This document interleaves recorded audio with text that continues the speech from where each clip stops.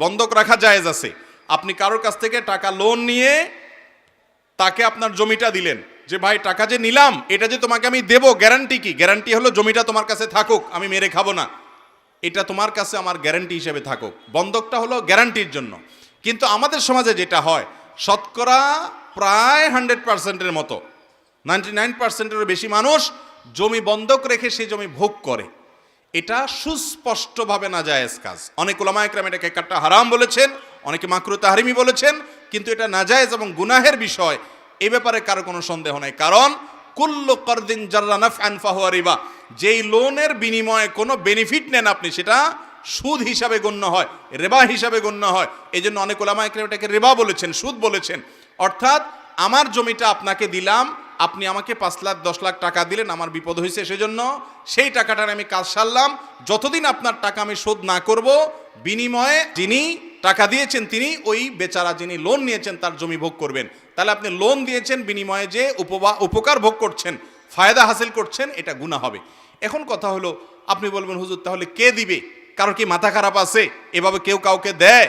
টাকা দিয়ে দিব 5 লাখ, জমিটা আমার কাছে থাকবে শুধু আমানত হিসাবে, কিন্তু তার জমি সেই ভোগ করবে, এটা কি কেউ দেয় নাকি?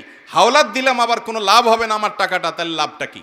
মনে রাখবেন, কর্জে হাসানা, মানুষকে হাওলাত দেওয়া, এটা এত বড় ইবাদত, এত বড় সওয়াব, কোনো ক্ষেত্রে মানুষকে দান করার চাইতেও বেশি সওয়াব হয় কর্জে হাসানা। কিন্তু আমাদের সমাজে আজকাল কর্জে হাসানা আছে, লোন দেওয়ার সিস্টেম আছে। এই না থাকার একটা কারণ হলো, যারা লোন নেয় তারা একবার নিতে পারলে আর ওই লোকের চেহারাটাও সে দেখতে রাজি। দোকান থেকে বাকি খাওয়ার পর অন্য দোকান থেকে ঘুরে ঘুরে নগদ খায়, ওই দোকানের সামনে দিয়ে আর হাঁটে না। এই চরিত্রের কারণে যারা লোন দিতে আগ্রহী তারা লোন দিতে চাইলেও দিতে পারে না।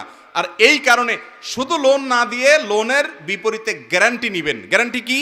আপনি কাউকে 10,000 টাকা লোন দিচ্ছেন, তার মোবাইলটা গ্যারান্টি দেন, মোবাইলটা বন্ধ করে ডেস্কে আপনি ফেলে রাখেন, আপনার ড্রয়ারে ফেলে রাখেন, টাকা দিবা মোবাইল নিয়ে যাবা, কাহিনী শেষ। তাহলে সে ঘড়িমসি করতে পারবে না, টাকা দিচ্ছে না। এলাকার ময়মুরব্বী, চেয়ারম্যান মেম্বারকে ডেকে, আলেম ওলামাকে ডেকে বলবেন মোবাইলটা নিলামে উঠায় বিক্রি করেন, আমার টাকা আদায় করে দেন, কাহিনী শেষ। তাহলে সেক্ষেত্রে আপনার লোনও দিলেন, লোনটা আদায়ও হলো, কোনো ভয় থাকলো না। ইসলামের সব সমস্যার, সকল সংকটের সমাধান আছে, শুধু আমরা আমল করি না। অতএব লোন দেওয়ার অভ্যাস গড়ে তুলবো তো ইনশাআল্লাহ।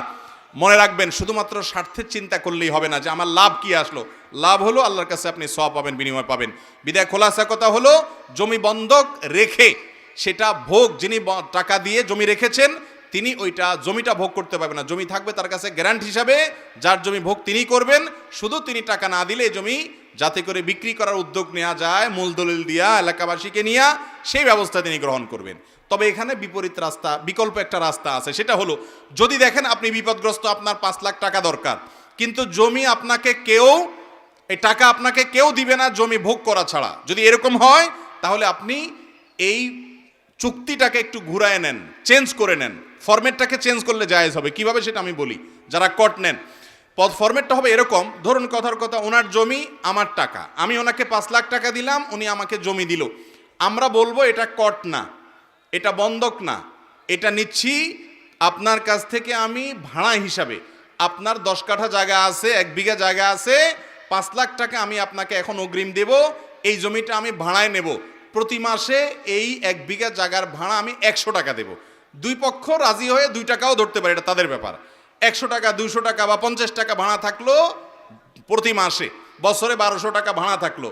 5 লাখ টাকা যে দিলাম এটা হলো ভাড়ার অগ্রিম, তাহলে এটা হলো জমি ইজারা। ইজারা মানে ভাড়া দেওয়া। ভাড়া দিয়ে টাকা নেওয়া জায়েজ আছে, যে আমি আপনাকে ভাড়া দিলাম, এবার আমার জমি আপনি চাষ করে খান বা যা মনে চায় করেন, জমি ভাড়া দিয়ে দিছি। ভাড়া দিলে যিনি ভাড়া নিয়েছে তিনি যা ইচ্ছে তা করতে পারবে। অতএব ভাড়া নিয়ে উনি ভোগ করবে, আর টাকা যিনি দিছেন ওনার ওই টাকাটা থেকে যেই কয়দিন উনি টাকাটা পরিশোধ না করবে ততদিন পর্যন্ত ভাড়াটা কাটতে থাকবে, লামসাম ভাড়া থাকবে, যাতে কোনো অসুবিধা না হয়। 5 বছর পরে উনি পরিশোধ করছেন, তাহলে মাসে 100 টাকা করে ধরলে বছরে 1200 হয়, 5 বছরে 5 12 60 হয়। ওই 5 লাখ থেকে 6,000 টাকা বাদ যায়, বাকি টাকা পরিশোধ উনি করে দিবে। তাহলে উভয়ের জন্য হালাল হবে। সিস্টেমটা বুঝতে পারছেন? যদি ভাড়া হিসাবে নেওয়া দেওয়া করেন তাহলে জায়েজ হবে, কিন্তু বন্ধক হিসাবে জায়েজ হবে না ভোগ করাটা। আমাদের এই ভিডিওটি যদি আপনার ভালো লেগে থাকে তাহলে ভিডিওতে একটি লাইক দিতে পারেন এবং আপনার প্রিয়জনদের সাথে শেয়ার করতে পারেন, এবং এইরকম আরও ভিডিও পেতে আমাদের ইউটিউব চ্যানেলটি সাবস্ক্রাইব করে পাশে থাকা বেল আইকনটি অন করে দিন।